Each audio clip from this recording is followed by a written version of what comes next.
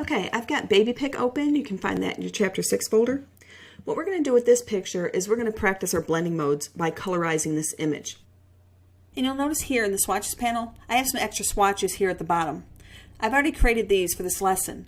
To follow along, you'll need to load these swatches into your swatches panel. It's very easy to do. Just click on the little arrow on the top right of the swatches panel to open up the flyout menu. On that menu, click on Load Swatches and navigate to your Chapter 6 Project Files folder and select babypickswatches.aco. I've also created our selections for us to make the process go a little quicker, since we are just focusing on blending modes in this section. Okay, let's make a new layer. And let's start with the backdrop. So that's the area behind the baby's head. So I'm going to go to Select, Load Selection. In my channel drop-down menu, you will see that I have created selections for skin, the backdrop, the blanket, and the dress. So we're going to choose backdrop. We're going to click OK. And you'll notice that the area behind the baby's head has been selected. I'm on a new layer. And I'm going to get the paint bucket. And I'm going to spill a color in there. And the color I want is over here in our swatches panel. And when we hover over the various colors, you'll notice that the name comes up. The colors we'll be using are at the bottom of the swatches panel after there's dark browns. So we're going to look for the backdrop. The backdrop is a dark peach color. And what we may want to do for our swatches, and so that we don't have to hover to look for them, let's click on the swatches panel menu and let's choose Large List. And we'll scroll towards the bottom. And here we can see the names of our colors. So we're going to choose backdrop. Then now it becomes our new foreground color. And remember, we've selected our paint bucket, which can be found under the gradient tool. And I'm going to spill that color into my selected area. I'm going to deselect my selection, Control D or Command D. And now I want to apply a blending mode so that the background color bleeds through and it becomes more real. Because right now it looks like I painted right on top of the picture and I can't even see the texture from the photo anymore. So what I'm going to do is I'm going to go to my Layers panel. I'm going to select my Blending Mode menu and I'm going to choose Soft Light. And you can see how that added a pale pink behind the baby's head in the backdrop area. Okay, let's make another new layer. Let's name this one Blanket. This will be the area that the baby's leaning on. Let's go ahead and change our foreground color again. Let's select Blanket from the swatches panel. We get this light turquoise color. We still have our paint bucket selected, and we're going to load a selection, select, load selection, and we're going to choose Blanket. I'm going to click OK. I've got my new selection. I'm going to spill my paint bucket inside the selection. The whole area is colored that blue color. I'm going to deselect, and now again I'm going to change my blending mode. In this case, I'm going to change it to Color Burn. Now I've already gone through these ahead of time, so you can very easily go through the different color modes to see the different effects, and you may find one that you like better than the ones I've chosen. Okay, so now we've got the backdrop and the blanket. Let's add a new layer. Let's go ahead and do the dress. And we'll get the dress color, which is yellow. Again, we're changing the foreground color. We're going to do Select, Load Selection, and let's select the dress and spill our paint inside the selected area. I'm going to go ahead and deselect, and I'm going to change my blending mode to Soft Light.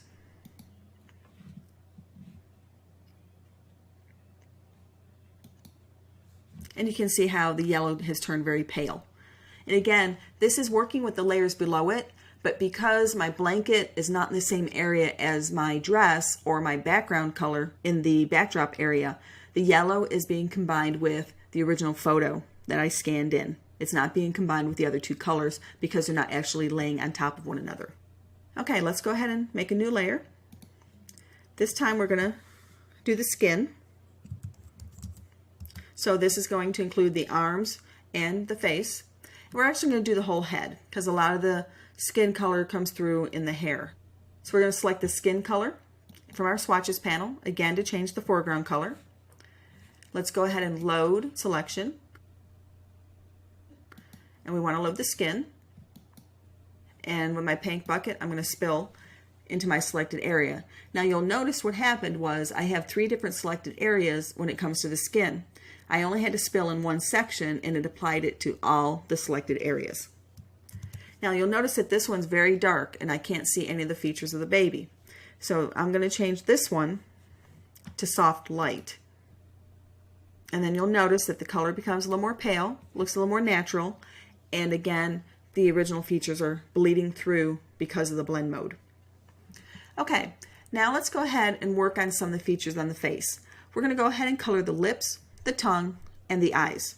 So I'm going to go ahead and zoom in on the face so we get a better view.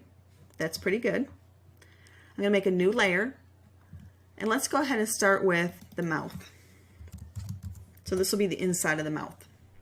Now I don't have a selection for this one. We're just going to use our paintbrush tool, and we're going to select the color mouth in our swatches panel. We're going to switch the brush, and I'm going to simply paint on the tongue. Now this is a very popular technique of coloring photos. You can also use this technique to do digital makeovers on photographs that are in color and add makeup to somebody. Okay, so we've got the tongue colored in, the inside of the mouth colored. Let's change our mode to soft light. And you'll notice now we can actually see the outline of the tongue.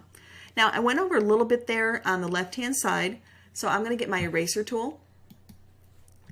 And I'm going to bring the opacity down to about 50%. So when I'm erasing with my eraser tool, it doesn't erase everything the first time I erase with it. So I can come along my edges and I can clean up my edges with my eraser tool, and it won't take the entire color away. I would actually have to keep clicking and dragging over the same spot to remove the entire thing. But this way it can help me clean up my edges. And ladies, if you've put makeup on, you know what I'm talking about. It's the same thing. When you go back in, maybe with a Q-tip, and try to clean up some edges. You don't get rid of everything, you just try to soften it. Okay, so that's the mouth. Let's add a new layer. Let's go ahead and do the lips. Again, we have no selection for this one. We're just going to use our paintbrush. Let's get our lip color. Make that our foreground color. Let's get our brush again. Now this one I may want to lower the size of my brush. Remember to change the size of the brush on the keyboard by clicking the left square bracket, makes it smaller, the right square bracket makes it larger. And now I'm just going to paint on the lip. Now I don't have to be very careful. Of course I want to be careful, but remember I can come back with that eraser that I've set to 50% to help clean up my edge. And my blending mode will also hide some of my imperfections. Now this one, it might be a little more difficult to decide how far down the lip goes.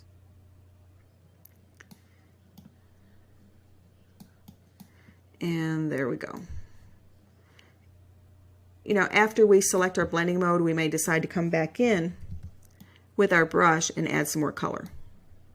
Okay, with this one, I found that the overlay blending mode, so clicking on normal and going down to overlay, seemed to give a pretty good effect. In addition, I want to change the opacity just a little bit. So I'm going to bring the opacity down with the slider to about 90, between 90 and 95%. Again, I can call up my eraser. That's the letter E on your keyboard. And you'll notice that the opacity changed to the last setting that we set. And I can come in, and again, I can clean up the edges around where I have painted to make it look more natural and not make it look like I actually painted some lipstick on the baby. Okay, it looks like I might want to add a little bit of color over here in the corner. And I'm going to go back to my brush. And because I'm on the same layer, keep in mind that those settings that I have applied with my blending mode and with my opacity are now applying anytime I paint with this color. And you've also noticed that I've been creating a layer for each separate piece that I'm coloring. And that's because the blending mode that I select applies to everything on that layer. So I need to be careful and separate things onto their own layers so I have more flexibility in the blending mode that I choose and the opacity that I set, because each color will behave differently with the blending modes. Okay, let's make another layer. This time, let's do the pupils. We'll do those first, and then we'll add the color on top of it. The pupils are black, so I'm going to reset my foreground and background color. I can do that by pressing the letter D on my keyboard, and you see that resets it and puts the black in front. I'm going to bring my brush up to the area my pupil is in, and I'm going to resize the brush by clicking, again, the bracket on my keyboard and get it to be approximately the size of that pupil. I then want to change my blending mode to soft light, just to bring down that black just a little bit. There we go. Okay, let's add another layer. And now we will do eye color. And I'm going to choose the eye color swatch. That changes my foreground color again. And I'm doing this color because this is actually my baby picture and I know my eyes are brown. So I'm actually trying to use a real color and not make my eyes blue or green because I was actually born with brown eyes. So I'm going to resize this. Now remember, I can come back with my eraser. So I'm going to resize this to the size of the iris on my eye. There we go. And remember, we've got the black bleeding through now because it's right below our eye color. And of course, the original image. Let's change this to overlay. And I'm going to reduce the opacity to 60%. Now you can click in the percentage and type it in, or you can grab the slider and bring it down by clicking the slider. And now you'll see the brown eyes look a little bit more natural. And some of that extra that we actually had going outside the area of the eye into the lid has already disappeared when we changed to overlay. But to clean it up a little more, I'm going to get my eraser, letter E on my keyboard, and I'm going to go around the eyelid and get rid of the brown from the iris that I created. Okay, one last thing I think we should add to this is that little sparkle in the eye. Because the color of that brown that we put on top of the iris, the light color that was sparkling in the eye has kind of been made dingy and has been lost a little bit. So let's make one more layer. Let's name this one Sparkle. And we just need the white color. White's already there. It's our background color. So I'm just going to press my letter X on my keyboard. That swaps the foreground and the background color. I'm going to get my brush tool. And I want this a lot smaller. And I'm just going to draw a little line to create that little sparkle that we can slightly see. And then I'm going to reduce my opacity. I'm not going to change the blending mode. I'm going to keep that normal.